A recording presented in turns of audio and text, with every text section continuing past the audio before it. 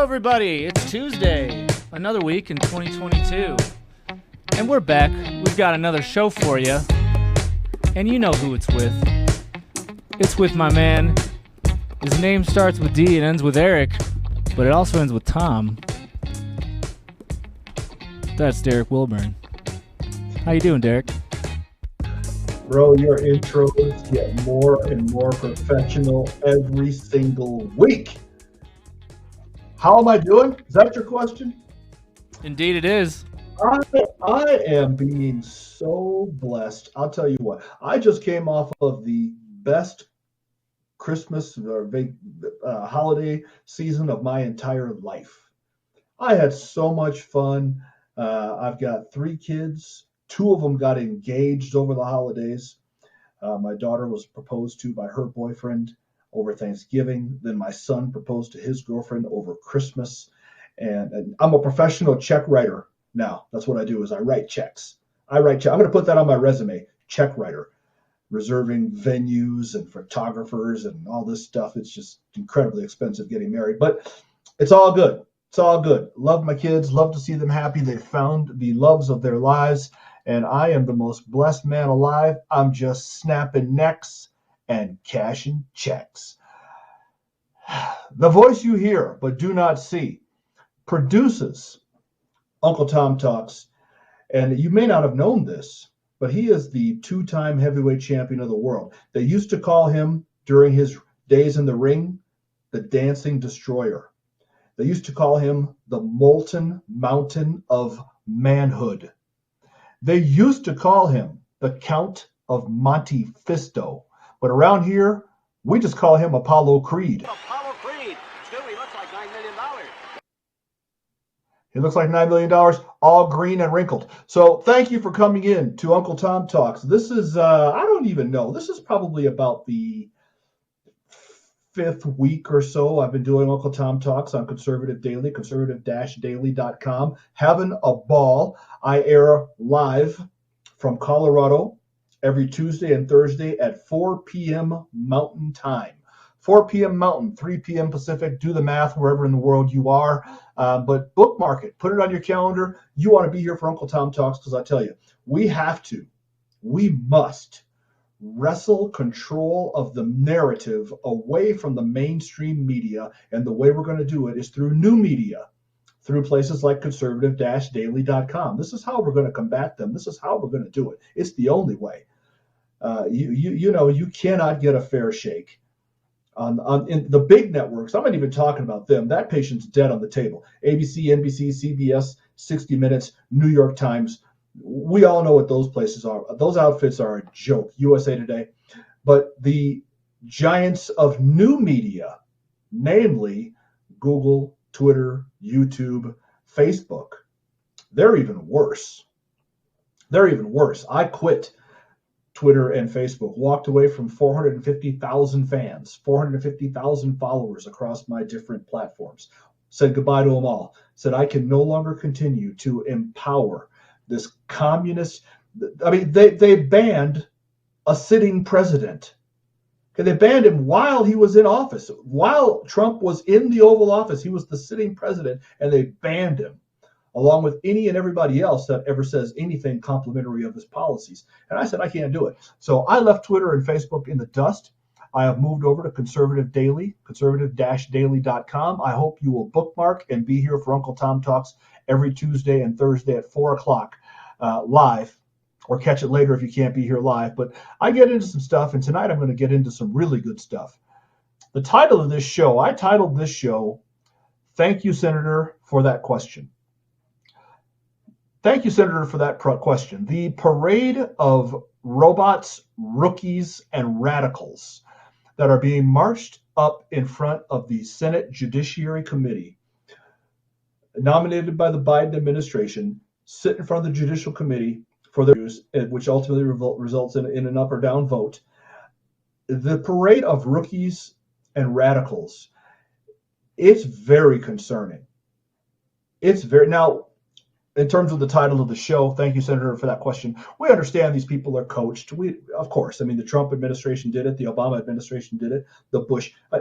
They're coached on what to say, how to approach things. They tap dance answers and refuse to answer most of the questions directly. Though they do answer.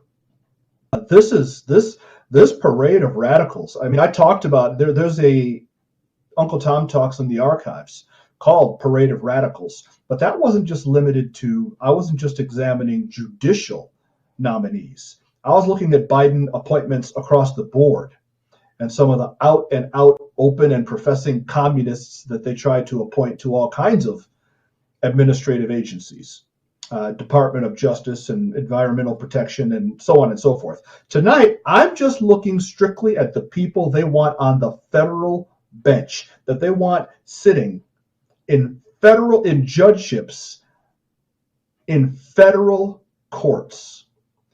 This is terrifying.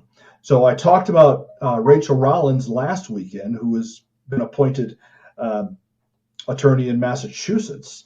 And if you didn't see that show, I was talking about some of the woke prosecutors, and she's one of these woke prosecutors who simply decided we're not going to prosecute crime anymore.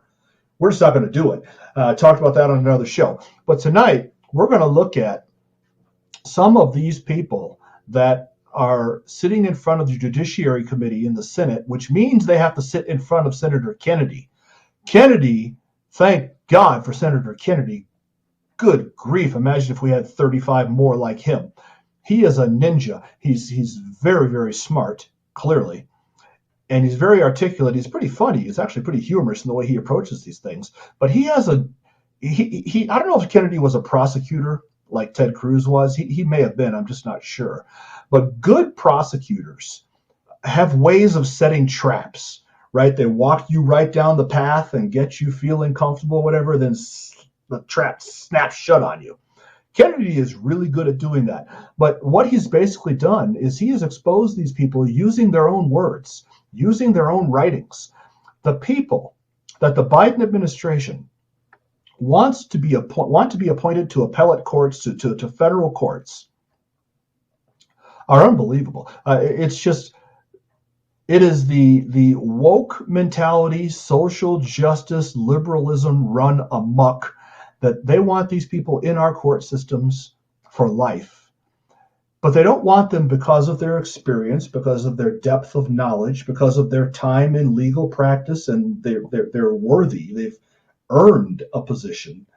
They want them all because they are the right gender, and in my opinion, there is only two, and or they are the right skin color. I did a show 2 weeks ago, I believe, called The Cult of Diversity. And that's what this is. It's a cult of diversity. If you're a white male over 40, you're not getting appointed to a federal court or pretty much anything else by the Biden administration. Those days are gone. So go back and watch The Cult of Diversity sometime. I won't go through that. But heavyweight champ of the world, before we get to my first cut, let's bring up... I think you have in your show outline website number 1. Let's just put this on screen. I'm not going to spend a lot of time reading from website number 1, but let's just give people an idea what we're talking about. So it's coming up on my screen. It's coming up on your, and hopefully here in a couple seconds. Creed, let me know if I should wait for you. Okay, here we go. Yeah, kill the pop-up. All right, so you can scroll down. So this is from afro.com. Biden nominates 5 blacks to serve in judicial seats on the federal court. And you can scroll on down. There's pictures of them. In a statement, Biden emphasized diversity in his nominations for lifetime appointments. And on it goes. Now, I'm not against diversity. I'm not against blacks being in positions of power. I'm not against black judges at all. But I don't want their skin color to be the reason for their nomination or the reason they're getting the job. There's a word for that. And that's exactly what we're getting. Let's now jump over to website number 2. So I'm just setting the stage here for some of these people. that the Biden administration wants sitting on federal benches. So the next website, it takes the heavyweight champion a little longer than it takes me. Here we go. And for whatever reason, the picture up. President Joe Biden has announced his intent to nominate 11 people on federal courts. 9 of his nominations are women, 3 are black women, and 1 would become the country's first Muslim federal judge. And on it goes. That same theme continues throughout this column, just like the other column. So you see what's important here. What's important is the cult of diversity. It's all they care about. It's all that matters. They don't talk about their time on another bench or their time in private practice. They don't talk about the decisions they've reached sitting on the bench. They don't talk about depth of experience. They don't talk about any of that stuff that would matter whether or not a person is qualified to sit on a federal bench. It's all diversity and the fact that he's nominating diverse judges. And once again, I'm not against that, but that should be the principal criteria. Let's do website number 3, the last one. Then we're going to jump into some of the Senate hearing audio and video from the Judiciary Committee of the United States Senate. Biden taps 11 judicial nominees with historic diversity. And now they're already talking about the potential Supreme Court pick, because Biden said during his campaign that if he gets a shot at nominating somebody for the Supreme Court, he will choose a woman of color. That's the principal qualification. This trailblazing slate of nominees draws from the very best and brightest minds of the American legal profession. Each is deeply qualified and prepared to deliver justice faithfully under the Constitution and impartially to the American people. And together, they represent the broad diversity of background, experience, and perspective that makes our nation strong, end quote, Biden said in a statement. That's from that last website, ABC News. So that's setting up who you're getting ready to see. Now, let's get into what these people believe, because the sexual reproductive organs they possess or the color of their skin is evident. You can tell that by looking at somebody. But what you can't tell is what their depth of experience is, which should be what matters. It should at least matter as much, but to the left, it doesn't. What matters is the reproductive organs you possess and the color of your skin. So we're going to queue up first a nominee named Lucy Koh, K-O-H. She came up before Senate Judiciary Committee. I believe this is about 4 or 5 days ago. And this is cut number 1. Heavyweight champ, be ready, because I may at any time pull the plug and add some commentary. Let me ask you a couple more. Did you enjoy listening in Mississippi? I'm sorry? Did you enjoy living in Mississippi? Yes, I did. Yeah, good. You talked about the poverty in Mississippi. Where do you live now? I live in Menlo Park, California. Okay. Is there poverty in Menlo Park? Yes, there are parts of, yes. That's correct. Is it deep poverty? I couldn't give you That's okay. exact I get answer it. to that guess. question. I just want to make sure Hold it, California. Creed. I'm not happy. I could answer that question. I could answer that question with no problem at all. I don't have to think about it nearly as long as she did. So again, Kennedy is setting her up. She's from Mississippi. And apparently she's talked in the past about how she has problems and loathes the poverty of Mississippi. We know what these West Coast and East Coast elites are talking about when they start talking about poverty in Mississippi and poverty in Arkansas and poverty in other parts of the country other than the coasts. Okay, their world is New York, Boston, Washington, D.C., Baltimore, what have you, Seattle, San Francisco, Las Vegas, Los Angeles, San Diego. That's their world. The rest they call flyover country. But what they don't realize is that what they call flyover country, the rest of us call home. Okay, so she's made statutory statements or statements that be conciliatory about poverty in Mississippi. So Kennedy asked her, what about poverty in California? What about poverty in Menlo Park? Do you have any of it there? Well, we moved here. I live in Colorado now. My family, my wife and I moved here from San Mateo, California, which is just north of Menlo Park. If you're going down El Camino Real, which is the boulevard, or if you're going down Highway 101, they're parallel, separated by just a few miles. You go south from San Mateo, you run into Belmont, Redwood City. Is Menlo Park next? Menlo Park, Palo Alto. It's just a string of cities. We used to attend Bible study at friends of ours' house. We went to church in Redwood City. Another couple also attended the same church, lived in Menlo Park.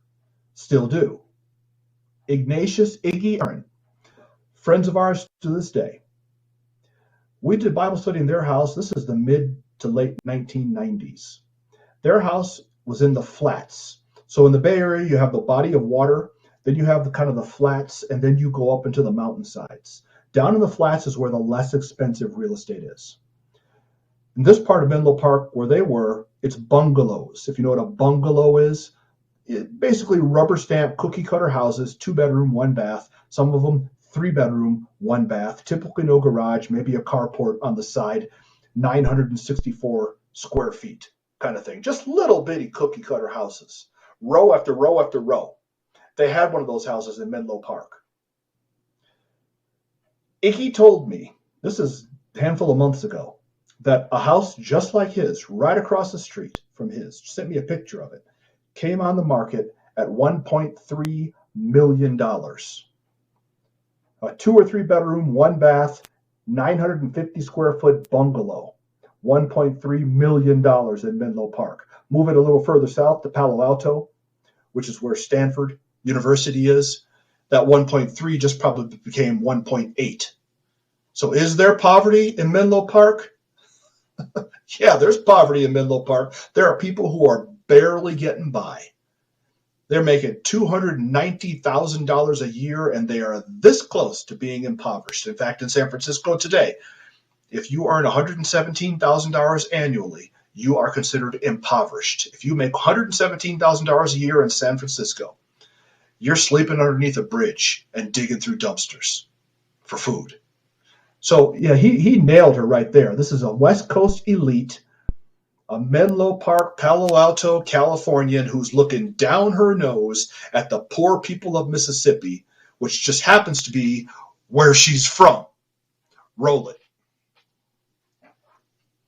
About either circumstance, but you zeroed in on Mississippi, and I just wanted to make sure you weren't picking on Mississippi. Oh, no, I was just asked about it. Chairman Durbin specifically asked me to talk about Mississippi. Right. That's the only reason why it came up. Okay. Yes. All right. I originally didn't mention it in my family story. I'm just curious. Do you know the name of the person who cleans your office? Yes, Steve is the one who takes out the garbage every day. He comes by at 3 o'clock, and Eva is the one who cleans in the morning about 7 a.m. Good for you. Yes. Good for you. Look, I'm not real big on holding people too accountable for crazy things they said when they were young. Now, listen to this 'cause I've very said carefully. a few myself. I've even done a few things. But I got to read you this from an article you wrote in This is her own writing. when you were at Harvard Law. I'm going to quote, if that's okay. I'm not going to try to paraphrase. Here's what you wrote. Minority judges still need to maintain the disguise of objectivity or face challenges to their decisions. Yes, a minority judge is going to identify with a minority party's experiences, but she can't admit this. We've got to get more clever and say, look, we're just as neutral as any 60-year-old white man. You still believe that? Unbelievable. Now, of course, she denied to believing it now. That was when I was younger and blah, blah, blah. Because she was at Harvard. She went from one elitist community, Cambridge, Massachusetts, to another, California. And this is the bubble that these people live in. But here she openly admitted that minority judges have to pretend to be impartial, have to pretend to not have an agenda. And then once we're in office, of course, we implement the agenda. Actually admitted it. And the Biden administration, I mean, clearly they know this. If Kennedy's got a copy of this writing, this is from Harvard Law. If Kennedy has a copy, they had a copy. They knew that she wrote this and nominated her for a federal judgeship anyway. And that right there, my friends, tells you all you need to know about the agenda of the left as it relates to the United States court system. They want to pack the courts with these people, and they've been succeeding. Elena Kagan, appointed by Barack Obama.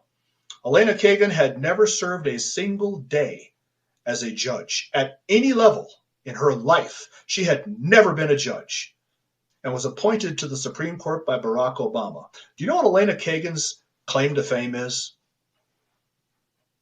Elena Kagan is known in leftist circles.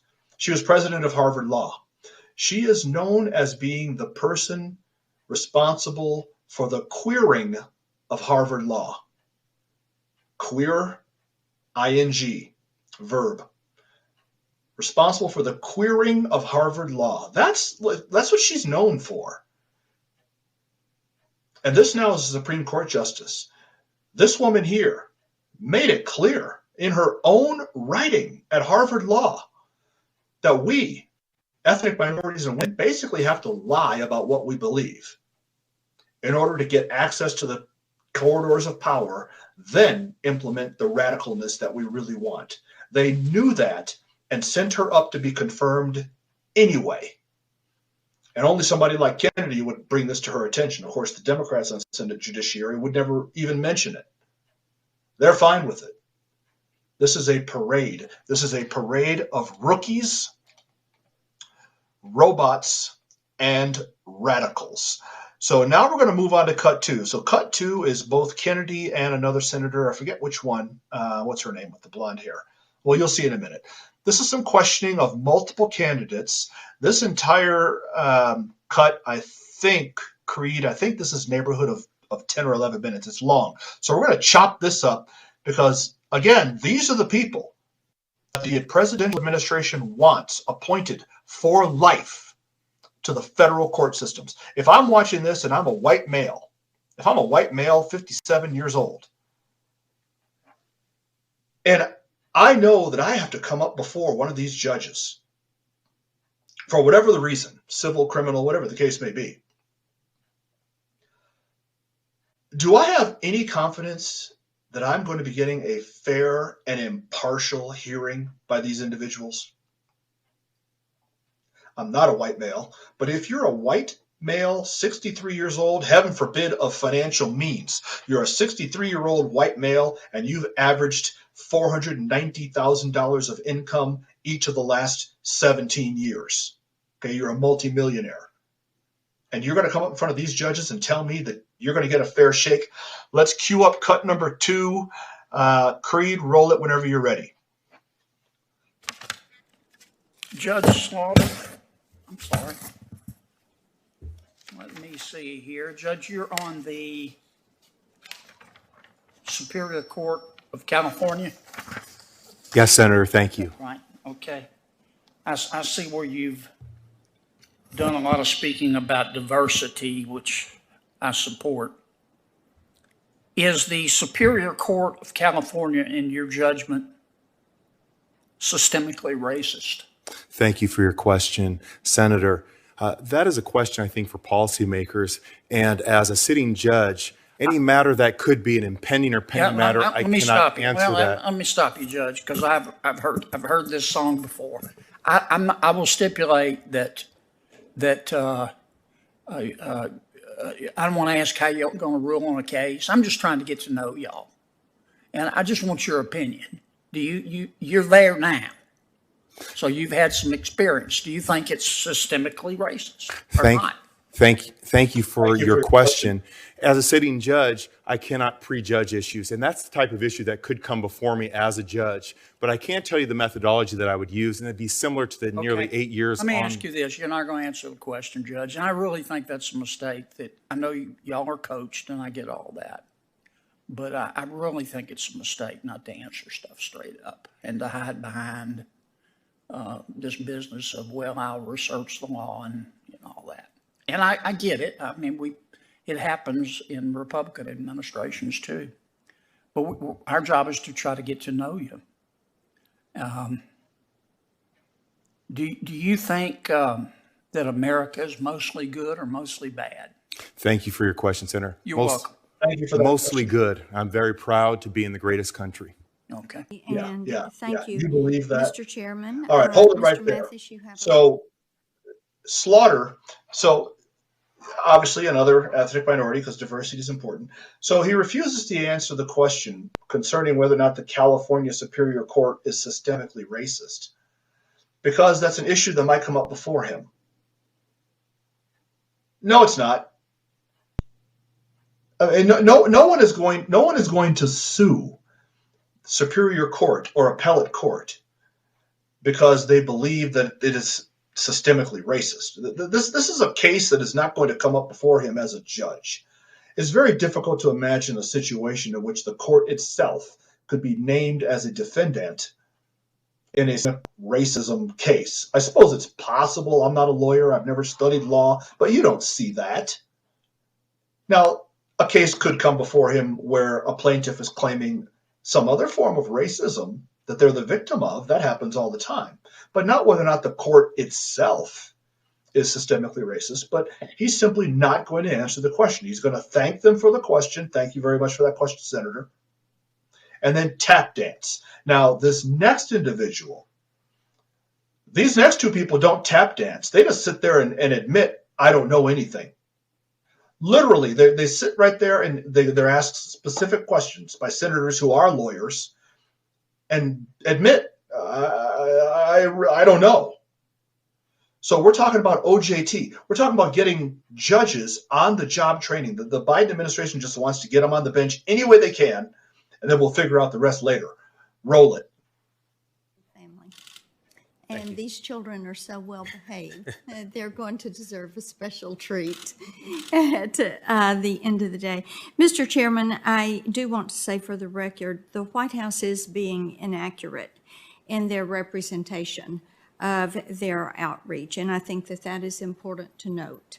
And you were correct when you said the Trump administration reached out and worked with you on both district and circuit courts. And that advice and consent is vitally important, and the White House is being inaccurate in their representation of their outreach, which did not occur until 4:55 yesterday afternoon. Mr. Mathis, I want to talk with you a little bit about your experience, because I am concerned about how little experience you have as in appellate litigation when you're asking us to confirm you for a federal appellate court. Have you ever argued a case in the Sixth Circuit? Thank you, Senator Blackburn, for that question. I've argued 10 appeals to the Tennessee Court of Appeals and the Tennessee Court of Criminal Appeals. But not to the Sixth Circuit. But I have not argued an appeal to the Sixth Circuit. Have you ever argued a case in any federal appellate court? Senator, I have not argued any cases in. And then we'll talk about briefing, because I want to know about the federal appellate cases where you served as the lead attorney for briefing, and I don't mean just serving as local counsel. On how many cases have you been the lead appellate counsel handling the substantive briefing? If I'm not mistaken, I handled the substantive briefing as the lead drafter of appeals in 3 appeals, as well as the current appeal that I have before the Sixth Circuit. By our records and what we have found, your name appeared on briefs in the Sixth Circuit 9 times, 9 cases. And in 8 of those cases, you had to file corrected filings for failure to follow the Sixth Circuit rules. 8 out of 9. So how can we expect to confirm you as a Sixth Circuit judge when you have demonstrated a record of consistently failing to comply with the rules of that very court? Thank you, Senator Blackburn, for that question. For any court that thank you, Senator, for the question. So he's 0 for 2 on her first 2 questions. Have you ever argued in front of an appellate court? Have you ever? He's never even been there. Sixth Circuit. I'm not sure where the Sixth Circuit is. I should have looked that up before the show. My bad. So he's never argued before the court. I mean, he's got nothing going on. Yet his name appeared on 9 briefs. He thought only 3. So he hasn't done his own homework on himself. He doesn't even know what he himself has done. 9, and of the 9, 8 times the rules were incorrectly followed and had to be amended, changed, or withdrawn. And this is a person that the Biden administration wants to sit on the Sixth Circuit Court of Appeals as a judge. They want to appoint a man who's never been there, has had paperwork sent there, had his name appear on briefs, and of the 9 briefs that were sent, 8 of them were flawed, were wrong. You know, when a court slaps your attorney down, I had this happen to me. When a court slaps your attorney down, sends a memo back that says, look, fool, get it right. This isn't how it operates. This isn't how it works. You went to law school. You have a degree from Georgetown Law, Harvard Law, Mississippi State Law, whatever. You should know the rules. Stop wasting our time. Judges don't like that one bit when they invest their time into reading briefs and what have you, and they're wrong. The rules are right there. It's like my cousin Vinny. When Joe Pesci goes in to meet the judge, and the judge hands him that great big old book of Alabama law, says, I expect you to know this. We take law seriously in Alabama. These are the rules of the state of Alabama, and I expect you to follow them in my court. Right? That's the way judges are. They don't like having their time wasted. They don't have a lot of time. 8 out of 9 times, this dude blew it. Yet the Biden administration wants to put him on the bench of the very circuit that he's hosed up. Roll it. Thank you for that question. Before, I do my very best to follow the rules. So those were just mistakes, 8 out of 9 times? Thank you, Senator Blackburn, for that question. At this juncture, I don't believe I've handled 8 appeals to the Court of Appeals. I've handled 5 to conclusion, as well as 1 that I have pending before the Sixth Circuit. Well, what we found is in some of the Sixth Circuit cases where you were involved, you handled the state and federal trial work, but an attorney from another firm was brought in to handle the appellate work at the Sixth Circuit. So what that says to me is that your own client didn't trust you to handle the appeals before the Sixth Circuit. So they brought in somebody else to handle that Sixth Circuit work. Another question for you. Before this hearing was noticed, did anyone ever suggest to you that you should reach out to me or Senator Hagerty for a meeting? Thank you, Senator Blackburn, for that question. I recall that in June, I was advised to make myself available to you. And you chose not to do that? Senator, I did make myself available and interview with your counsel as well as Senator Hagerty's counsel. Who counseled you to not make yourself available for a meeting with me?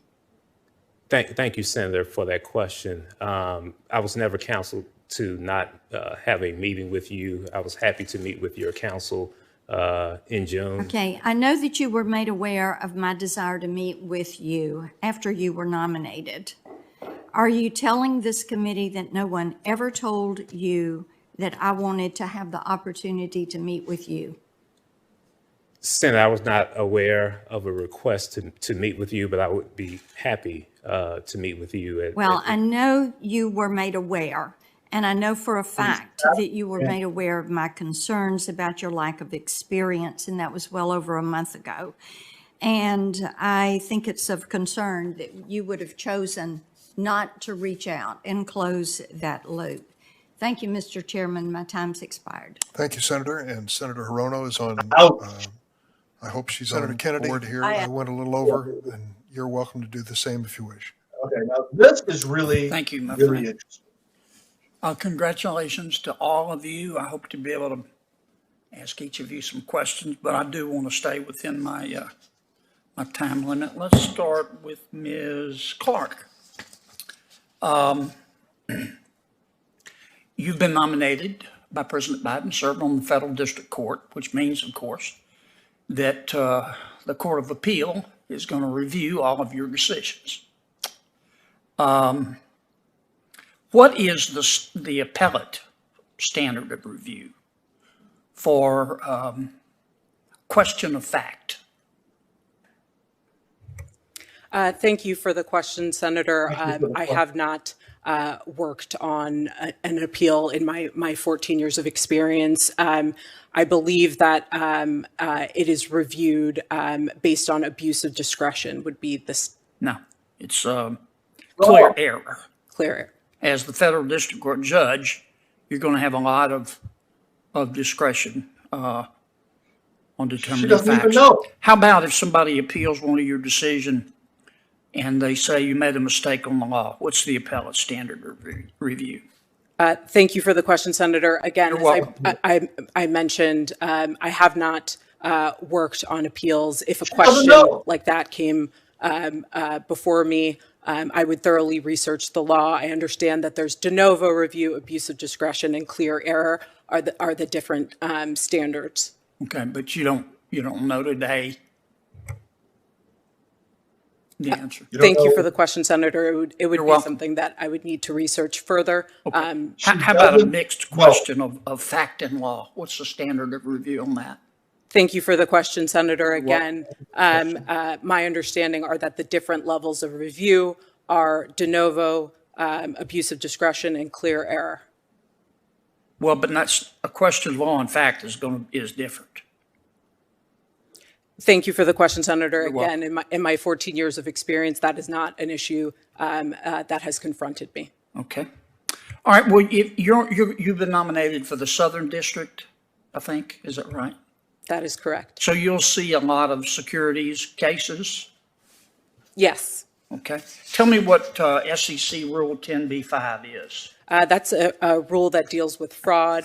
I have not litigated a securities matter. If I were to confront one, I would thoroughly research Second Circuit and Supreme Court precedent, and I would apply the law to the facts.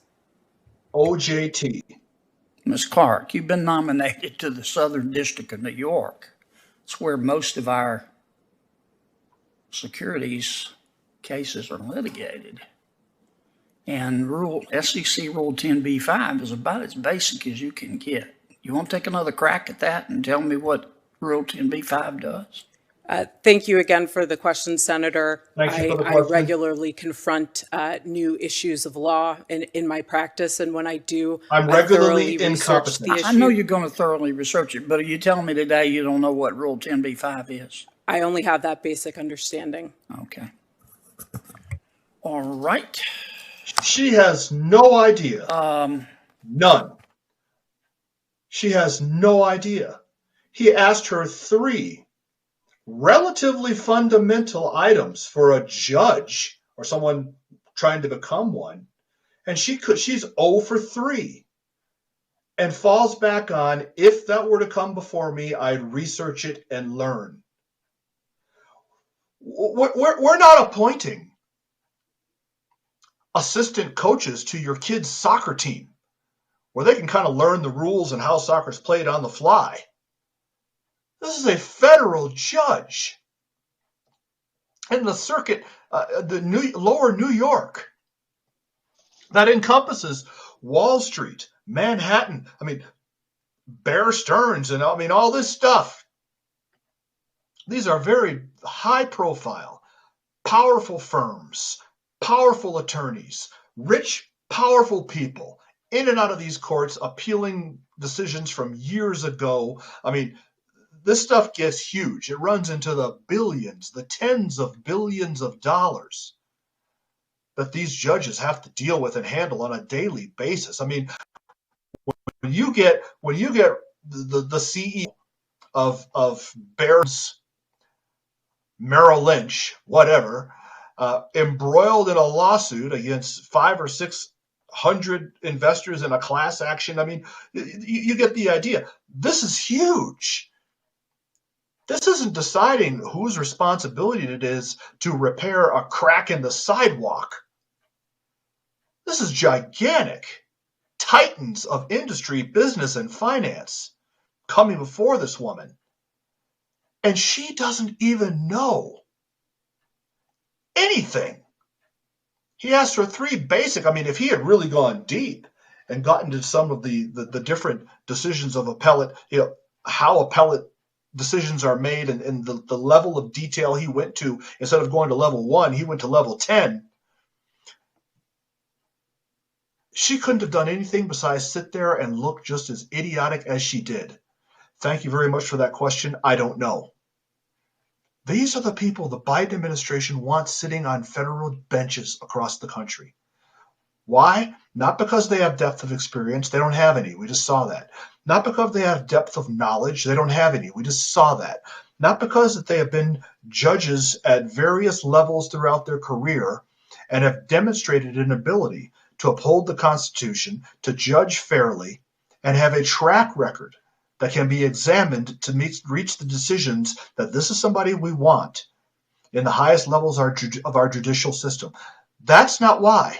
The only reason they want these people is because they have a law degree and the correct set of sexual reproductive organs and or skin color. That's terrifying. That is just terrifying. Okay, we're going to end today's episode of Uncle Tom Talks the way I failed to get it ended 2 of the last 4 podcasts because I ran long. We had a couple guests on and what have you. I need to wrap the show neighborhood of 5 o'clock. We come on the air at 4. Got to get out at about 5. And the way we kill the show is with the internet gaming sensation that is all the rage in Monaco. It's called Real Fake Headlines. Real Fake Headlines. We're going to get Real Fake Headlines in tonight. If you've never played Real Fake Headlines, here's the setup. I'm going to read for you 4 headlines. 4 headlines. Of those 4 headlines, 3 are real. I found them somewhere on the web. 1 is a fake. I made it up. Your job is very simple. Identify the fake. Identify the fake. When you hear the one you think is just a product of my imagination, you got a chat room right there. The defending heavyweight champion of the world is keeping an eye on the chat room. I can't see it, but he can. When you think you hear the fake, just type in number 1, number 3, number 4, whatever it is, whichever one you think is fake. All right. 3 of these are real. 1 is fake. If you correctly guess the fake, I'm going to provide you with free air to breathe for the rest of the night. On me. I got this. Free air is on the line in tonight's episode of Real Fake Headlines. Okay, are we ready? So the heavyweight champion of the world, 2-time defending, is going to put them up as I read them. You just have to determine, excuse me, which one of these is the fake. Headline number 1. New York Dem warns the good, the bad, and the ugly New York Dem wants the good, the bad, and the ugly removed from city libraries because of racist messaging. If you've never seen the good, the bad, and the ugly, first of all, get out. Get out. If you've ever seen it, just get out. Everyone should see the good, the bad, and the ugly. In fact, you should see it weekly. But it's set during the Civil War. It's a Civil War movie. It's a treasure hunt is what it is. It's one of my favorite. I love the good, the bad, and the ugly. It's a treasure hunt, and it's set during the Civil War. So, You've got images and themes from the Civil War era. Headline number 2. Washington State turns away unvaccinated county workers offering to help clear snow. Washington State turns away unvaccinated county workers offering to help clear snow. So they get some snow in Washington. Did they tell county workers to come in and help? Get out of here if you can't demonstrate you've been jabbed. Headline number 3. Headline number 3. U.S. funds project to help transgender Pakistanis attain social inclusion and start businesses. So is that what your tax dollars are being spent on? U.S. funds project to help transgender Pakistanis attain social inclusion, start businesses. And headline number 4. Penzies. I guess that's pronounced Penzies. I don't know. Penzies Spices CEO declares MLK weekend, Republicans are racist weekend. So MLK Day was yesterday. Happy belated MLK Jr. Day. Penzies Spices declares MLK weekend, Republicans are racists weekend. Did that happen? Okay, so there's your 4 headlines. Get into the chat, vote by typing 1, 2, 3, or 4. I'm going to give them to you one more time, rapid fire. In case you're on the fence and you're having difficulty making decisions, I'll give them to you one more time, rapid fire, and then we will reveal the winner of tonight's free air. Headline number 1. New York Dem wants the good, the bad, and the ugly removed from city libraries because of racist messaging. Headline number 2.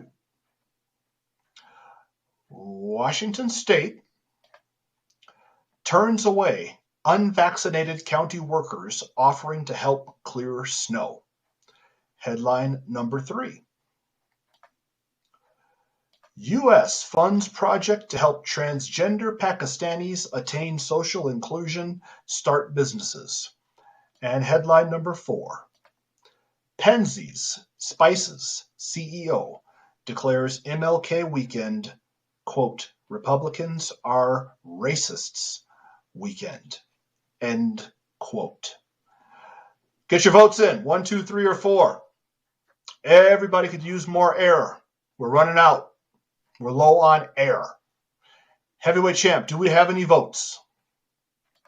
We got one dying vote to for give 2. away some air. 1 vote for 2. Somebody thinks the Washington State turning away snow removers is fake. 1 vote for 1. Nobody else votes. Okay, 1 for 2, 1 for 1. That's it. Okay, we'll give you another couple seconds. Just type in 1, 2, 3, or 4. There's no easier way to win free air than this.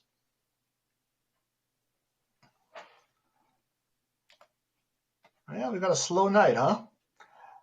All right, if you're going to vote, you have to vote in the next 5, 4, 3, 2, 1. All right, here we go. So we've got a split vote between 2 and 1. Okay. Tell you what, let's do image number 2.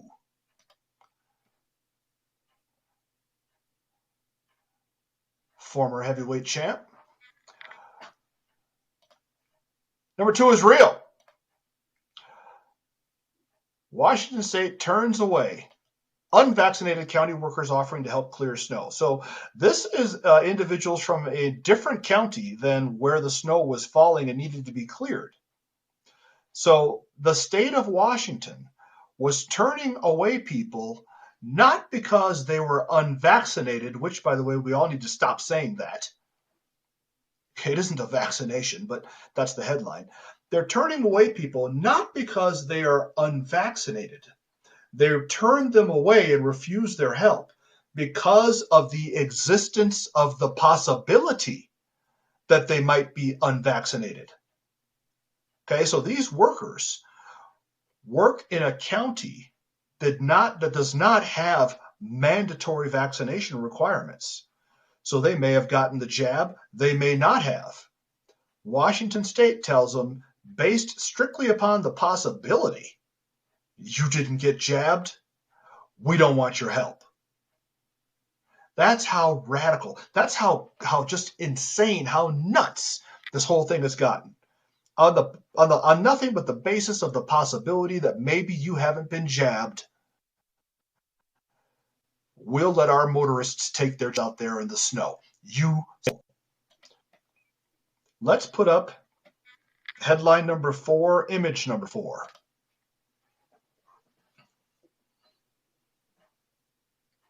This is true. This is true. Kenzie's Spices, which is based in Wisconsin, I believe, declared MLK weekend is Republicans are racists weekend. I pulled this off of Fox Business, but if you put in Kenzie's Spices, if you do a Penzie Spices, if you do a keyword search on those two words right now, Penzie Spices MLK, you'll get dozens and dozens and dozens. You know, the go woke, go broke train just keeps on rolling.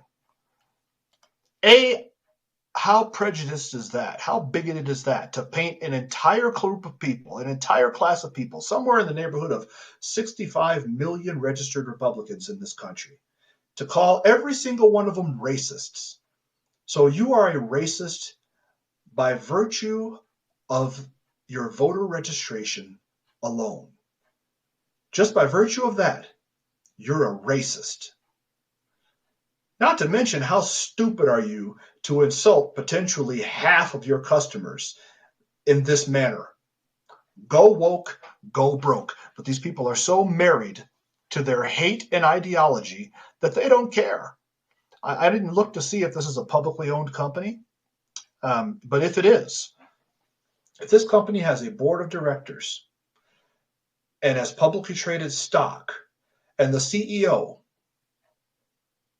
insulted half the country that blatantly, and they don't fire him, they are out of their minds. I know one thing, there'll never be any Penzie's Spices in my household, and I don't even shop for the spices, but my wife's on alert. That stuff, keep it out of here. Okay, so let's move on to, so we have 2 headlines left. Let's go to image number 3.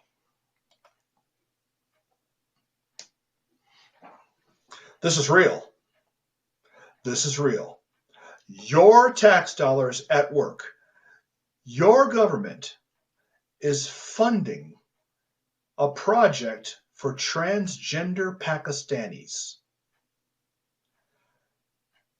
If there were ever a need to demonstrate the ills of big government, it's on the screen in front of you right now.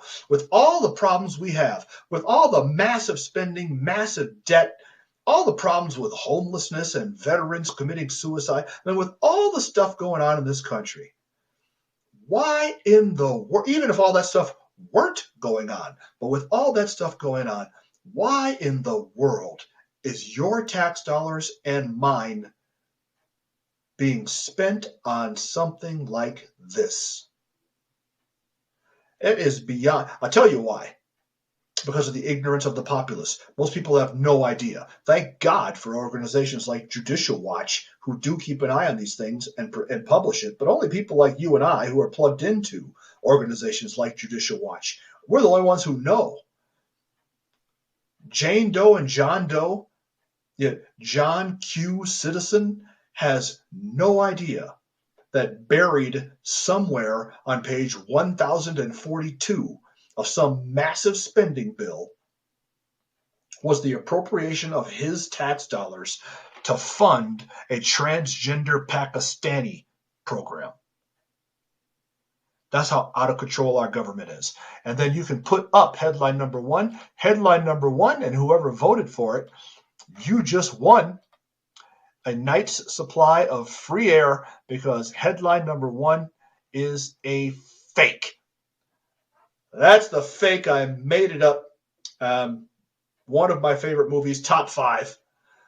Thus far, it has dodged the liberal Democrat ire, but it's just a matter of time till they find something in it. Too many people getting shot, too many people drinking whiskey, too many people smoking. I mean, they'll find some reason to be offended by it and want it banned, because that's what they do. Rule, regulate, mandate, ban. That's how they roll. This has been Uncle Tom Talks. You have just watched. Thank you, Senator. Question.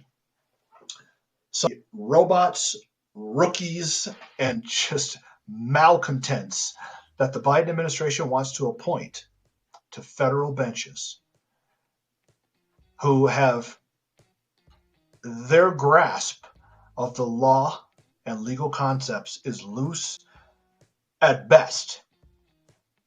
And the Biden administration wants them sitting in positions of significant power in your judicial system.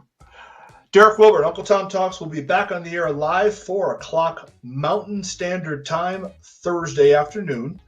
Until then, keep snapping necks and cashing checks.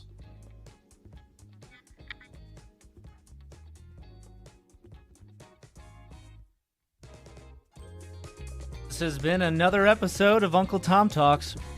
Reminder, text the word freedom, FREEDOM, yes, I did spell it for you, freedom, to 89517 to get the text alerts so you know when Derek is going live. You can find him on blackandconservative.com as well. Go to the link in the description, follow him on Apple Podcasts, and give him a solid 5-star review because he deserves it. And make sure you follow so that you can see all of Uncle Tom Talks. This has been Uncle Tom Talks on this Tuesday. He'll be back in 2 days, and it'll be awesome. God bless you, and God bless America.